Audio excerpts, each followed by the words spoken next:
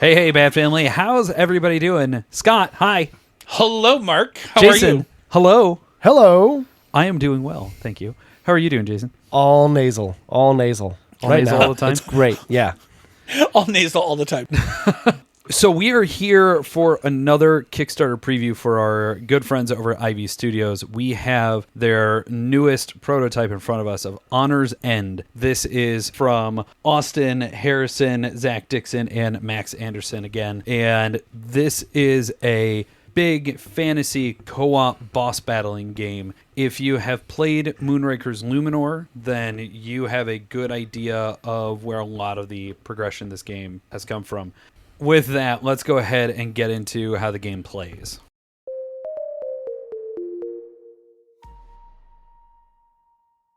How to play Honor's End. As a reminder, we are playing on a prototype, and all rules and components are subject to change. What is being discussed here is specifically the adventure mode. Any changes from the campaign scenarios will not be mentioned. Additionally, there is a lot going on in this game, and as such, this will not be a complete teach. This is a very high-level overview and should not be used to learn how to play the game. In Honor's End, you're a band of heroes trying to survive through the failing age of chivalry in the kingdom of Valoria, besieged by an outside threat named Zodi. In this 1 to 4 player game, you will be fully cooperating to stop the rise of this outsider and their henchmen as represented by the enemy cards. A full game of Honor's End is to take down 3 enemy cards without either running out of honor, representationally the group's health bar, or by letting the threat of the enemies exceed the end of the threat track. In each round of the game, you'll be following the same phase structure. In the first phase, the enemy phase, you will advance the threat track, unless it is the first turn of each enemy card being on the table, including the first round, and resolve the enemy's abilities. These abilities are coded into one of 3 colors, and each enemy will list its attacks on their card.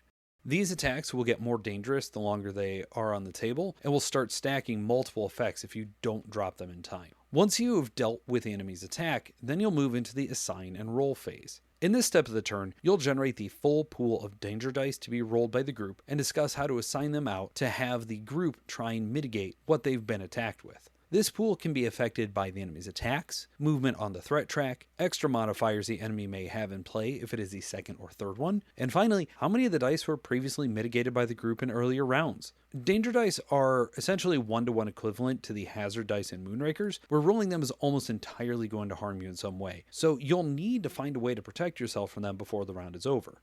They come in 2 flavors. Permanent dice that will stay from round to round unless they are shielded, and temporary ones that will vanish at the end of the round regardless. They have effects that will harm the party's overall honor by 1 or 2 points, give the player rolling them wounds, or have a safe side that does nothing harmful. Appropriately parsing these out is an important decision of the group, and there will be a lot of discussion every round about how to do so. Once they are assigned and subsequently rolled, the players will move into the ally phase. In this phase, whoever's holding the party leader token will pick one of their pieces of equipment that will be shared to the entire team. Normally, only you can use the equipment in front of you, but this choice allows everybody at the table to do so for the round. This is another moment of interesting decision and a lot of discussion, especially as the game progresses and people have more equipment at hand to choose from. Once that choice is made, then every player can choose to use any of their cards for their purple ally phase abilities if they have them. These abilities can range from letting the other players draw cards, give inspiration dice, gain shields, all variety of beneficial effects.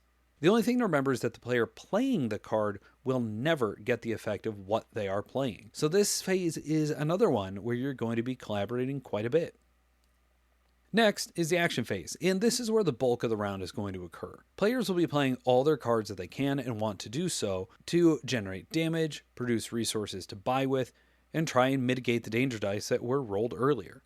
A player's card will generally be broken down between action cards, hero cards, consumable cards, and wound cards. Like in Moonrakers, each player is given 1 action to start the action phase with. Each action equals the ability to play a single card. Any cards that have a large arrow on the right side generate another action to be able to play more cards with. So chaining your cards together at the appropriate time makes this phase flow, and it allows you to achieve much more than you think you would otherwise be able to. Action cards are generally broken into one of 3 types as well, though they can have multiple symbols that allow for them to be used for different effects. Those symbols are Valor, Fortitude, and Wisdom, as represented by a lion, bear, and owl respectively. Cards will have those symbols at the top so that they can be used by tucking them under other action and hero cards that require them to be able to grant extra abilities. That means when you're playing your cards, the choice of how to play them becomes vital because every card is multi-use and it will vary by situation from round to round as to how you want to engage with them. Ability cards have extra effects that can be resolved a single time to generate more damage or resources or whatever.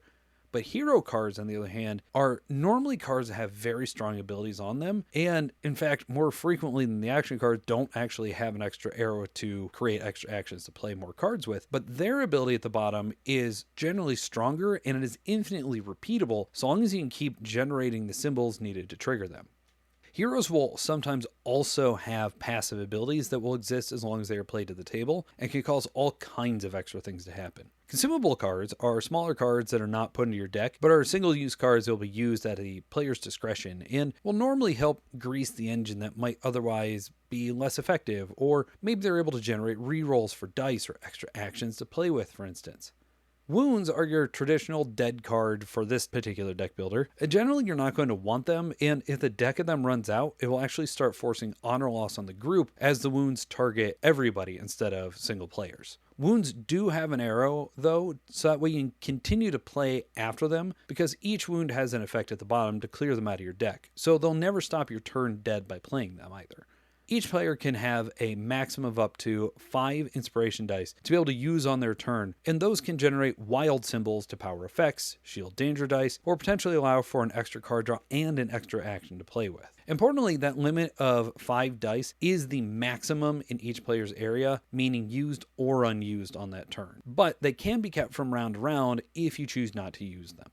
Once all players have decided that they have finished their action phase, then the group will reconvene in the resolution phase to handle the effects of everything they just did. The first thing is to apply the effects of any unshielded danger dice. If a danger die is unshielded, the player will suffer a wound or the group will have to lose honor. If a danger die face is on the safe side, but unshielded, then it'll just return to the pool to be reused at the top of the next round in the assign and roll phase. If the die is shielded, though, none of the effects take place, and you have successfully fended off the attacks that those dice are representing from the enemy's forces. But if you've managed to shield a safe die, then you've entirely negated that attack, and you get to remove that danger die from the pool so you don't have to deal with it again. This not only makes the next round easier for the group, but it means that the available dice don't run out, since each die that cannot be added to the pool will force a player to take a wound card. Managing to mitigate the dice is very, very important.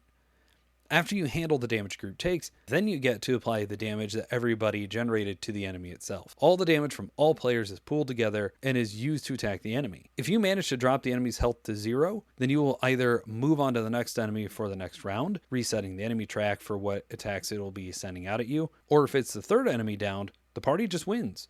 Assuming the game is continuing, the next thing in the phase is to pool and spend the resources that have been made. Any bishops, mitre symbols will generate a point on the temple track, and each crown generates a point on the monarchy track. These tracks are representative of the factions you're trying to curry favor with as you fend off all the enemies. Each track will have a variety of rewards that can be purchased, and they are always a positive effect.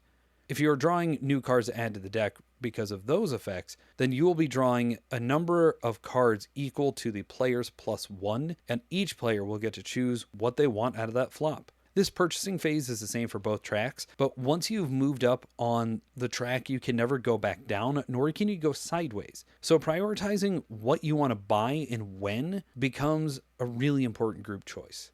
Finally is the reset phase. You'll discard everything you've played in the round, reset all the player dials, tracking resources and damage back to 0, potentially choose to discard any cards left in your hand if you want to do so, and then draw back up to 5 cards. The party leader token will move in clockwise order, and the game will continue until either the party falls or they manage to fell the third enemy in the game.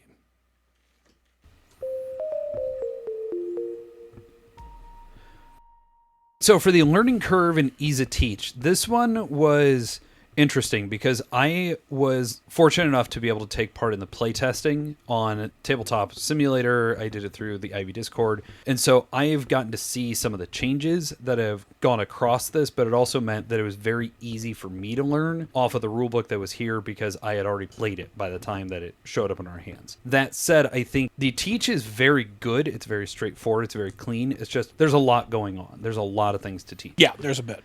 That said, I can honestly teach the game off of the player aid, and that's pretty freaking cool. Yeah, the ease of teach was really, really nice. Sitting and looking at the symbols and making sure everything made sense. I think the hardest part was just figuring out what type of build I wanted to go when the cards were in front of us. Well, right off the cut for me, I really liked how when we jumped in and all had the items brought out to us, that it kind of gave us a starting point or a platform of an archetype to kind of build off of. So having the equipment out there and then pretty quickly having that kind of like starter hero that popped in, it made it very easy to go ahead and say, all right, I already have a little bit of an engine here. I can pivot and go somewhere else, or I can lean into this. And I think that's kind of what all four of us did on Sunday. And it worked out beautifully. Mine just happened to go ahead and fall into place so that every time that we got a new boon, there was something that I could go ahead and pick easily 2 out of the 5 of. So I wasn't really like fighting or scraping with anybody else to go ahead and say, I want this hero, or I want this potion, or I want this equipment. It all just kind of fell into place and be like, yeah, I could use this one or this one. Take whichever one you want.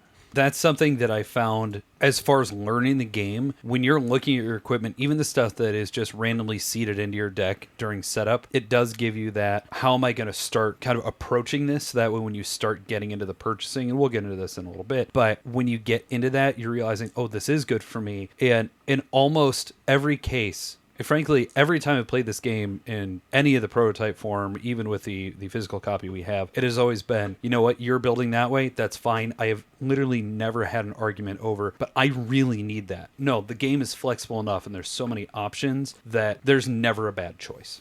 Exactly. I think the game has to be, since you are dependent on what you draw, so it's kind of nice that there is that flexibility between, everyone's cards and what equipment you decide to activate when you are the leader of the team. So Yeah, I think it all does just go back to the fact that it is really easy to pick up and understand this game. I had it taught to me by Zach, not the designer Zach, mod Zach on the Discord. But ever since then, it has just been really easy for me to pick up. So I am really, really impressed with how easy it is to onboard in this game. And it seems like if you've had any deck building experience, or even if you've just played a couple like engine builders, that this was incredibly easy to go ahead and just kind of flow into, where you just knew all the mechanics. And once you saw it on the table, it just came together. We did go ahead and have someone that was newer for at least our playthrough. Yeah. And so I think it took maybe 1 or 2 turns for them to go ahead and get a good bead on kind of everything that they could do with their hand and at that point their deck. And once they saw the iconography and it clicked in their mind, they were able to just go ahead and thrive just as well as anybody else could. It's a really good point to bring up, because when we were talking to them after we got off stream, they were like, at the beginning I was very confused, but as a person who has not played a lot of card games, who has not played a lot of board games, I really fell into this very quickly. And by the end of it, I was doing really cool things I didn't think I could do. And so I was very impressed at how somebody with a lower familiarity of games in the hobby was able to get into it as really thick and deep as she was. It was awesome.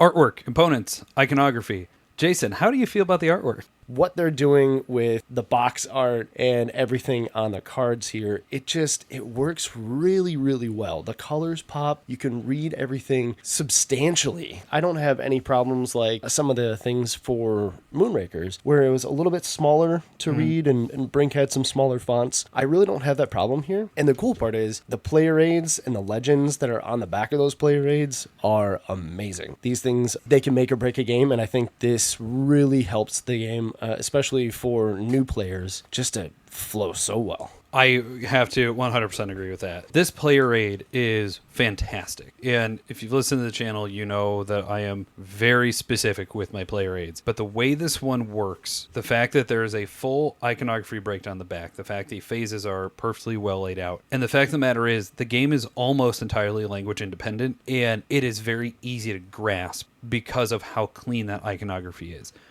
I like the artwork in this. I like the artwork in this more than I did in Realm of Reckoning, certainly. Yeah.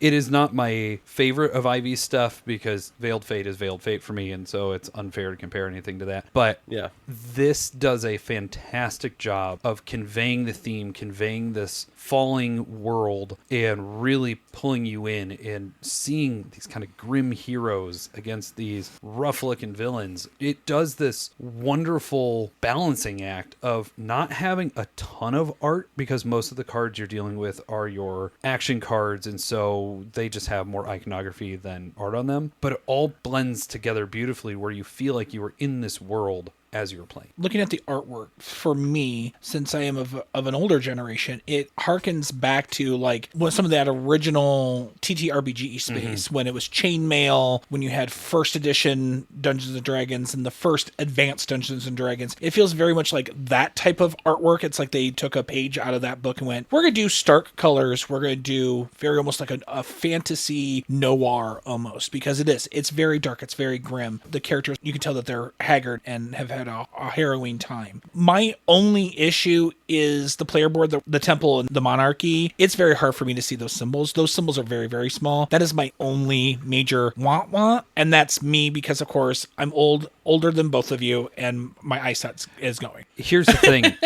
But that's it. It was the thing I was going to call out as well, because when you're looking at these wheels that are tracking all of your resources and damage and stuff, this is just a clear improvement over the ones in Realm for me. I really like these. These are clear. These are readable. These are great. Very much so. The wheels inside of the board, the tracks themselves are very clear, except for the Temple of the Monarchy, where you are going to have basically one person running that board, staring at it, because the icons are big enough. But the cost is too small. Like, I am sitting here, it's what, a foot and a half away from my face, and I can barely read those numbers. Yeah, it needs to be like They tiny. 20% bigger. They could go ahead and expand this overall game state board to make it easier to go ahead and see these. There's not a lot of other things on the board that need to get bigger, so that they could go ahead and expand out the art and stuff a little bit if they want to. This is already, what is this, triple, quadruple? I think it's quadruple layered. Super thick cardboard. Yeah, it's quadruple layered because you actually have like the holes for the pips. You have the two wheels inside. So I know that this is arguably one of the more expensive pieces. Oh, 100%. For the game itself. And there's two of them in there because there's a side for every player count. Wow. Yeah. That is a lot. Yeah. I mean, these are fancy. Okay, so I guess that makes sense why it's that shape, because the two of them would Correct. lay flat in the box. Yeah, it's literally it's the tiny numbers. It's the tiny numbers that kills me. That is literally the only issue that I have component-wise. The dice are incredible.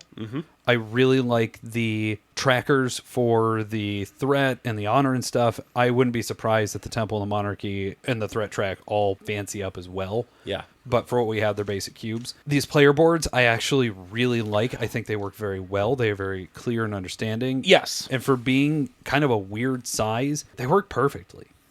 They feel very, very pristine, like what Ivy Studios does. You know, they really deck out their equipment, and I think this is just the glossing and whatnot in here. It makes you want to go ahead and take a look at it. And we talked a little bit about this on the stream, but there are aspects of these player boards that when you start looking a little bit closer, you can tell that there is some things on the boards that you can imagine are going to come into play for the campaign side itself. There's some iconography on there that you look and you're like, there's something to this. There has to be something to it. And this is something that Ivian loves to do. You go back to Veiled Fate, you go back to Bring Terminal and all the things. Hiding things and hiding ciphers is very much in line with what they want to do. Yeah. I am excited about this. Yeah. For reference, the only way we have played this is in adventure mode. I have played it quite a bit. These guys have only played in adventure mode. We intentionally did not go into the campaign stuff just to make sure that we had a good understanding of the game and we could talk about the game as a base. We will certainly be playing through the campaign. Oh, yeah. Yes, oh my please. God, yes. Replayability and player count. I have played this at all 4 player counts. Nice. I think it is incredible. The way it scales is really fantastic because it is just as challenging at 2 as it is at 4. And at no point did I feel like in any of the player counts was it, this is too easy. There are moments, especially in the third act of the game, when everybody's really powerful that at that point you can feel overpowered, but there was nothing about the player count that said this game is easier at 4 than it is at 2. That's not the case. I know when we played, that was challenging. And we were mitigating dice like crazy, but I never felt comfortable. I never felt, oh, we've got this until that final blow where it was like, you were like, I've been able to play all my cards. I've got everything. I'm sitting here going to swing it for 15. I'm like, cool. I've got 3. He's like, that's 18. That's all we need, baby. We're done. And I'm like, okay, thank God. Because he was going to be healing and he was going to be doing something else. And it was just like, oh my goodness. I think one of the cool parts about replayability for this is just in the example that you gave, you have so many different villains that you could play against that you can mix it up and have a different experience just about every time. And the nice part about being able to play it as a person is that you don't have like set heroes per se that you start off as. You know, like you don't have you are this warrior, you're this mage or whatever, and you have 5 of those to pick from. No, you have starting equipment, you have a starting deck, a hero, but there's so many different variations to that you can go ahead and create your character that you have near infinite possibilities to go ahead and play a new game. The way the deck construction works, the way you actually get new cards, is what makes the game just really work for me. Because that idea of, okay, we have generated these resources, now we get to buy a thing, and we're going to put out number of players +1, now we get to discuss of, ooh, how are we going to do this? And those first couple of picks, you're like, okay, I think I want this. And then as soon as you are just a little bit, it's like, okay, I think this is going to be really great for you. This would be really great for me. Oh, you're also looking at this? What else is on the board? It is so dynamic, and it does this wonderful almost illusion where the stuff that comes out was intended for you, even though it's completely random. Because when Maria was playing it, she's like, okay, so I can trash a card at any time on my turn. Oh, and now if I trash a card, I can shield. And when I trash a card, I generate 2 damage. So she was just sitting there soaking wounds, so that way she could just trash them, and she was just generating tons of stuff. Completely random that put together, but based on the way that deck construction worked, she was able to build towards that, and that was certainly not her intent going out of the gate of, oh, I think I'm going to try to build a trash engine. Who knew that a trash engine was even a thing? Yeah, right. Which is awesome. And the other part that I want to go ahead and throw out there, and I think this is one of the hallmarks of the game, is that every card has dual purpose. Yes. And I think that's one of the things that people can go ahead and really some of them shine. are triple. Yes, some of them are triple purpose. The thing that makes this really, really special is just how flexible it is with the cards, where if this card maybe doesn't go ahead and give you really what you need to go ahead and make your turn that valid, you have that expenditure to be able to go ahead and use the flip side of it as essentially energy for the next go. That is a unique thing in here that just makes this sing so well. It's a system that I have seen done before, but it is very rare, and it is nowhere near as well done as this. Exactly. The way that you are tucking cards under is super interesting. That replayability is through the roof. Well, and a lot of times when you are doing that tuck, you are losing the card. This isn't a lose, because like Wingspan, you tuck a card, it's just a point. There it is, and it's gone. Yeah. No, you tuck the card, you get to use its ability, and then it goes to the discard pile just like everything else does, and who knows how it's going to pop back up the next time around.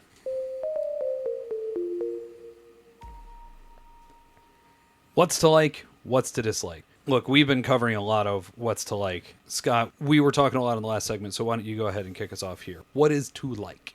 For me, this is very reminiscent of making me feel of how I used to play D&D back in the 80s. This is my character, this is my hero. And like looking at the board, we were talking about the player board earlier. This is your banner, and the people that you're hiring heroes. You have heroes that are following you. You and your friends are heroes and leaders of your community, and you're going to go defeat this big bad. It sings. You could be at any skill level, and this is going to give you a challenge. If you're still new to the gaming space, like our friend Tara, she's new to it with these type of mechanics and stuff like that, and she did so well. And the 3 of us, we play games as much as we can, and it was equally as challenging and fulfilling. We found different reasons that this became a challenging game for us. I knew I was going to enjoy it. Again, was not expecting to enjoy it as much as I did. Dude, you were buzzing. I was so high. Okay, hold on. Jason and Maria came to visit me the night before you did at my show. And I stopped them in the middle of a conversation and went, you are going to have such a good time playing games on Sunday. I'm very jealous that you guys get to play. You're going to have such a good time on Sunday. I'm very jealous. I love this game. This is such a good game. This will probably be in my collection as well. We already talked a little bit before we started recording, and I already bid down, and I was like, we've had other copies of other games before where I have liked it, but I did not end up backing it for some of the reviews that we've done. But this one is, and I'm definitely doing this. I already hit the follow button to go ahead and make sure when it goes live that I'm backing it, and I want to see any and all of the cool things that they're going to go ahead and bring out as the, platinum tier or whatever you want to go ahead and call it for the highest for Kickstarter, because the game is great. I want to go ahead and start off with one thing that might not be a dislike, but it's something that I might fear a little bit. I wonder if this is going to be the same as mine. I don't know. A lot of the equipment is asymmetrical in its ability. And one of the things that I really liked about it is when we all started off, we all had equipment that was really cool to benefit off of right off the bat. I started off with something that essentially gave me wilds for one particular symbol, and being able to have that and share that with you guys when I was a leader was amazing. Mm-hmm. And that made me feel so good. And then I started playing a little bit more, and as we got more equipment, and some of the equipment that I ended up getting, I really liked how I got to go ahead and utilize it. But some of it where I got it in, round 3, I was very happy with how I was already built and I was being able to utilize. But then I started thinking, well, if I started off with this one, it might not have given me as useful of an ability to use or to share with other people. And that was the thing that kind of varied with me a little bit. Since you're randomly drawing that equipment to begin with, I don't know if starting off with such a high, powerful piece of equipment gave me that high of the game that when I come back in and play and I have an equipment that doesn't do it for me, if it's going to make me feel kind of like a want for it.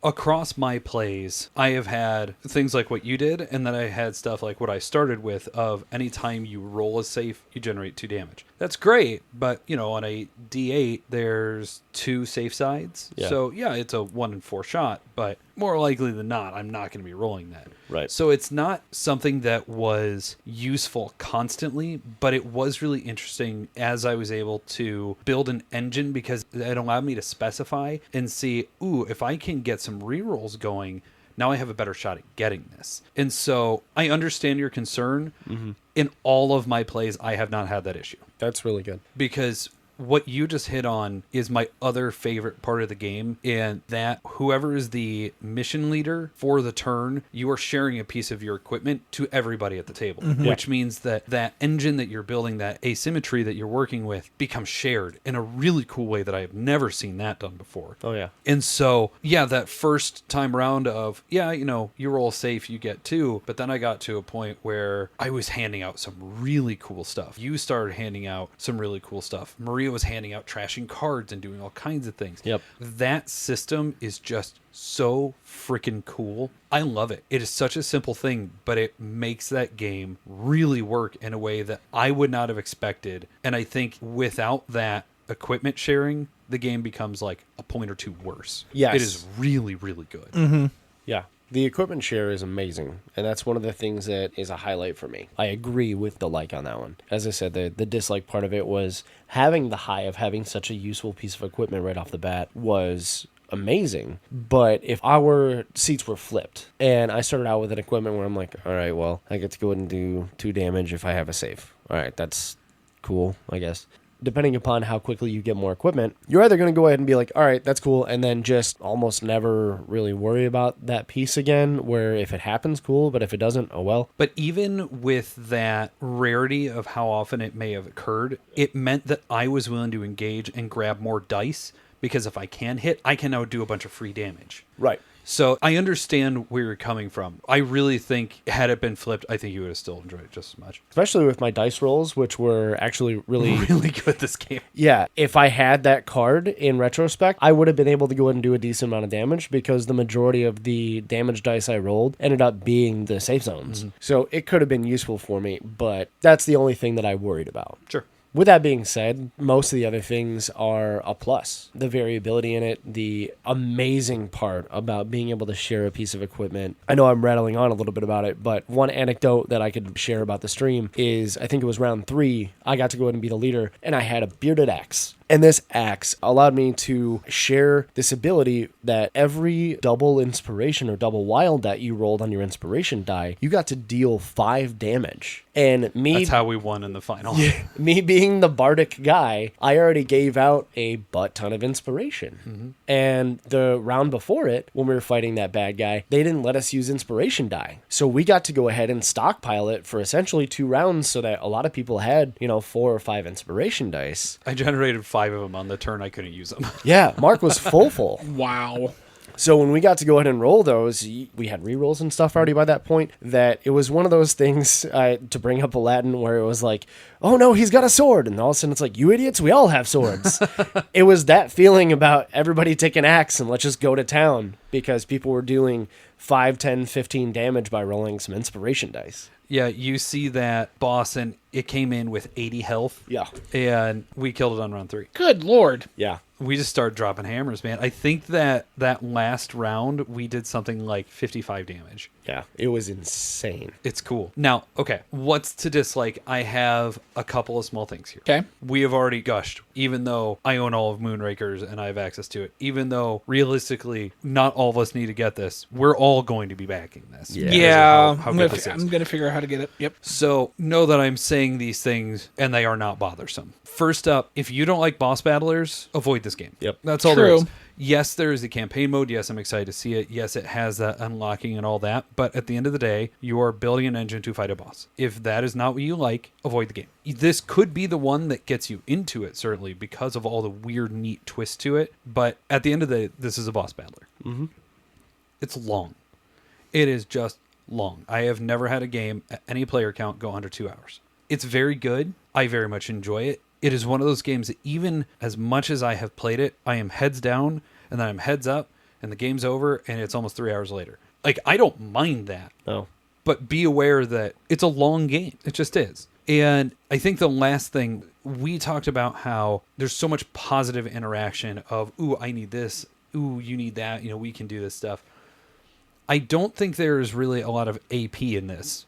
And what's nice is there's never a dead hand. You never look at your cards and like, I can't do anything with this. Because even those little turns, you're like, okay, you know what? I'm going to do this, this, and this. I'm essentially going to be done, but I've now fueled you. That's really cool. Mm-hmm. But I think this might be a little group dependent, because if you have somebody that is being super aggressive of, I need this, I want that, like, If it you- could break the flow of it. If you have a person who struggles with first player syndrome, don't play this with them. I don't think there's really that many options for alpha player in this, because there is so much going on in each person's deck. There is so much happening. And the fact of the matter is you go from, here's a lot of player discussion, down into, okay, I'm doing all my stuff, and then back into all the player discussion. There's no good way to be an alpha player in this, which is great. But if somebody wants to tank the experience, I think that is possible in this in a way that some of the other IV games, it isn't. Yeah. That's fair. During our play, I thought was really, really interesting because it was very easy for us to go, well, I'm not doing anything in this with this hand. What do you need? Mm-hmm. You and I had a lot of, if I do this, will this help you? Yeah. I've got nothing else. Here, draw a card. Take an inspiration die. When you're in the ally phase, you're saying, you know what, I can use this card to shield a die, or, oh, you guys are going to be able to take care of all the dice. Cool, you take them. Everybody draw an inspiration die. I don't need the shield this turn. There's some really cool moments with that. I never felt nerfed. Like, sure, there was a lot of times where I was like, oh, I don't think I'm doing that much. But then I realized I already did it. I did it during the ally phase, or getting this stuff done. The other thing I also like, I should have brought it up, was the fact that if you don't want to get rid of your cards, you don't have to get rid of your cards. I was going to mention that too. Yep. That's super cool. It's Holding like, onto your okay, cards. this doesn't work right now for me. I'm going to use this ally card for you, but I'm going to hold the rest of my cards. I'm not going to use them. I'm not going to do anything else. Unfortunately, you're on your own, because this is a good setup if I draw better cards in the next round. That's pretty slick.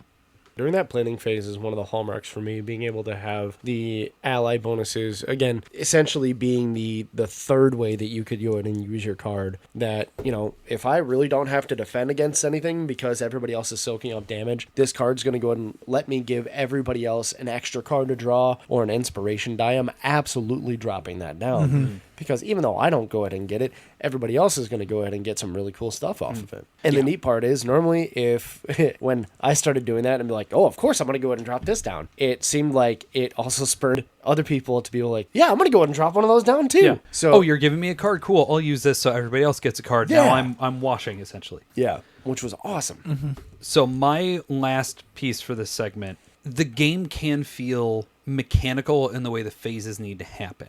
Because when you do the enemy phase, you need to do that first. You have to do the phases in order. And one of the things that we found, and if you watch those first couple turns of our stream, you see, oops, we accidentally jumped the gun a little bit, because it is so exciting to get into what danger dice am I rolling? How are we going to plan? Ooh, I'm going to share this out, all that. Yeah. But it is very important that you advance the enemy track and you do its attack, then you distribute and roll the dice, and then you get into sharing equipment and planning. It has that slight mechanical feel about it, but it makes the game work the way the game is supposed to. So long as you go in knowing I cannot share out my equipment until after the dice are handled, okay. Yeah. But it is, because the rest of the turns are so exciting, it's very easy to jump the gun and try to switch those phases. And then for the majority, because I know that you actually had to go and stop me several times when we were doing this, because I was like, oh, I'm going to go ahead, I will be sharing this, and I'm going to be doing this thing. And you're like, well, we got to go ahead and take care of this first. I'm like, yeah, it's fine. I'm going to be doing this stuff. We did need to go ahead and do this and separate the dice out and make sure everybody, took what dice that they needed to. But even to that point, I was still like, yeah, I'm still sharing this as the party leader, and I am still going to be giving away this inspiration or this extra card, where it is absolutely important to go ahead and do those. But the majority of the time when I was like, I will be doing this when we get to that portion, so you can let that affect how many dice you're going to take. Because even though Maria takes 5 dice to go ahead and shield, she's not actually doing the shielding until essentially the ally bonuses get shared during the planning phase and then in the action phase. So even telling her a little bit beforehand when you're assigning the rolls, it didn't change much. It didn't interrupt the flow of it. It was more like, well, you're going to go ahead and have an extra shield, so if you want to take the 5th die, go ahead. Because I'm just going to give that to you here in a second. And I really, really like how that is an effect of how you draw back up to your 5 cards beforehand. The only thing that I definitely agree on when you have to stick to it is that after you go ahead and distribute and assign everything, and when you get into the planning phase, when everybody gives that, maybe you get an extra card or whatnot, that's when things can go ahead and change the game a little bit. So if you end up getting a couple other cards that you're like, all right, well, I need to change my plan a little bit, I can 100% understand what you're talking about making sure each phase gets followed to the letter.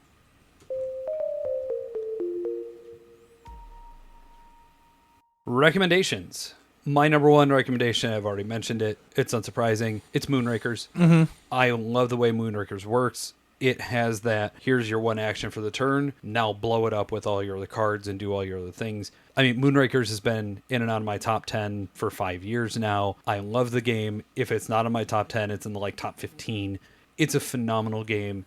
It has a lot of flexibility. It has a ton of expansions. You even saw we played with everything, literally everything except for Nomad. Yeah. And it played just as simply, quote unquote, but it played just as well as it did when we played just base games. Oh, yeah, of course. I love Luminor. It's a free app. It is a free way to play the co-op. And if you play Luminor, you're going to see a lot of threads between these two games. They are very different games, but mechanically in the way they function, it's not a 1-to-1, but there's a reason that on the stream I had everybody play Moonrakers first. Yeah. If you are a new player, I think you do want to have a more experienced player along with you. Yeah. Like, this is not going to be, oh, you've never played a deck building game before? Plump. No, this is not going to be that case. No.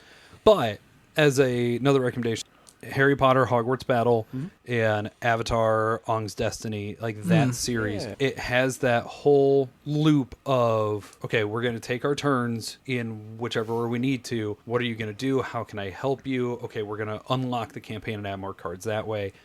If you like those, I think you'll like this as well. Yeah. I could agree with that.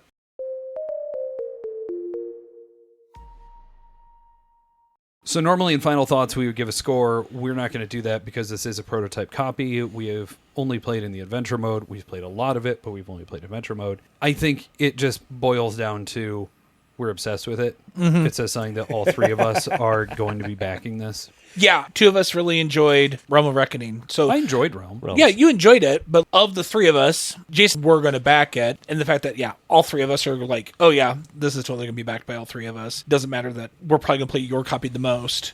His will get played probably the second most. Yeah, That's fair. Yeah. Oh, yeah. Yeah. It's a great game of two players. Yeah. And there is a solo, yes? There is, yes. Because you have a squire. Yes. It's interesting how it works. I didn't cover it because I haven't explored it enough to be able to talk about it intelligently. Right. But it is in the box. Yeah. I do really enjoy how they have created the game and made it that you still have the same feel from Veiled Fate and Realms of Reckoning, where it has a little bit of a niche from each one, but this is a very unique IP for them, and it really works in a way that I've looked at so many of the other games, and I have been very close to backing them before. Honors, I am 100% going to back down on. So I'm going to go ahead and probably drop top tier for it. Guys, this one's great. I really, really like this. And again, go ahead and check out the YouTube channel for Theater Geeks. We do have our playthrough on there. You get to go ahead and see a full 4-player game of it. Check it out, and definitely, if you have notes on it, go ahead and leave us some comments there. We're always up to improve on things. But yeah, I would go ahead and jump in on this one if you have a chance. I think what's going to be really interesting is to see where this goes. Because this definitely feels like a verse. You know, we've got the Moonrakers, we've got the Failed Fate with all of its stuff. This is going to be the next one that I'm excited to see where this goes.